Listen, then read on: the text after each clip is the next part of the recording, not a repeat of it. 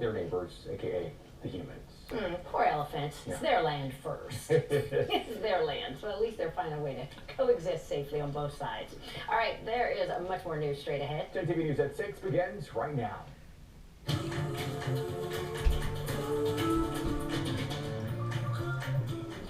More unemployment claims have been filed in Ohio in the past year than in the last 5 years combined. This week, another 100,000 were filed. Nearly a third of them appear to be fraudulent.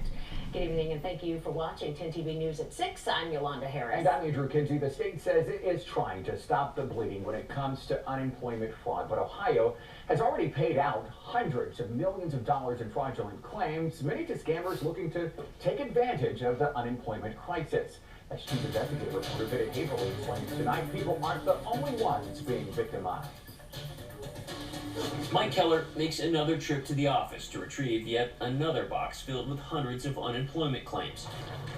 Trips like this are unfortunately now routine. So Mike, how many trips like this have you made?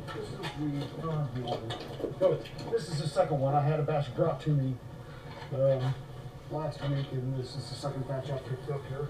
Is this starting to feel like your new job? My new job. At least a good part of it, yeah. He can laugh about it, but this account manager at the engineering consulting firm CAD Concepts has logged serious amounts of work in the past few weeks. More than 750 of these notifications have come to his office from the Ohio Department of Job and Family Services, asking Keller to verify that his company has laid off hundreds of people. There's just one problem. His company only has 25 employees.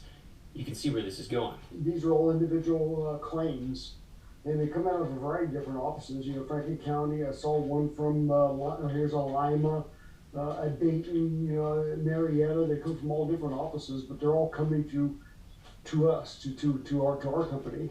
Right, and all of those you believe are fraudulent. They're not people who work for you. No, that is correct. No, these people have not worked for us. Keller notified ODGFS and began building spreadsheets in order to help prevent the state from paying off bogus claims. He's also heard from some people, including one woman who confirmed her identity had been stolen. CEO Joyce Johnson says her company feels obligated to help the state address the issue. It's a problem that we have to deal with because we're taxpayers. If we don't respond, all of those people will collect, or someone will collect. So we have to be vigilant, and we have to be careful, and we have to do what we can do to change the situation, and which is why I called you.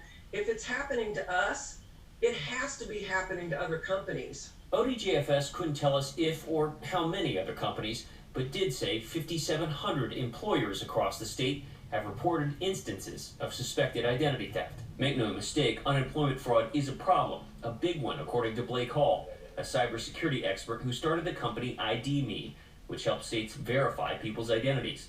Hall says scammers are following a recipe, targeting both traditional and pandemic unemployment assistance, the program designed to help more Americans forced out of work due to COVID. It's like a cancer that metastasizes. You have like the initial experts and sophisticated actors, but as soon as they open source the guide, then everyone gets in on the action and tries to defraud the government. This report from the Department of Labor's Office of Inspector General estimates that as of November, the U.S. had shelled out more than $36 billion in fraudulent unemployment payments. So how much of that large figure came from Ohio? According to ODJFS, they paid out more than $330 million in suspected fraudulent overpayments. A spokesman for ODJFS told 10 Investigates that even though that money has already been paid out to suspected fraudulent claims, the state is working to stop others, noting that in December, we stopped 100,000 fraudulent PUA claims before payments went out the door. Small companies like Keller's, who've also been victimized in this, said they feel compelled to do their part. We need to do the right thing. We're doing the right thing, no matter how much time it takes. Bennett Haverly, 10 Investigates.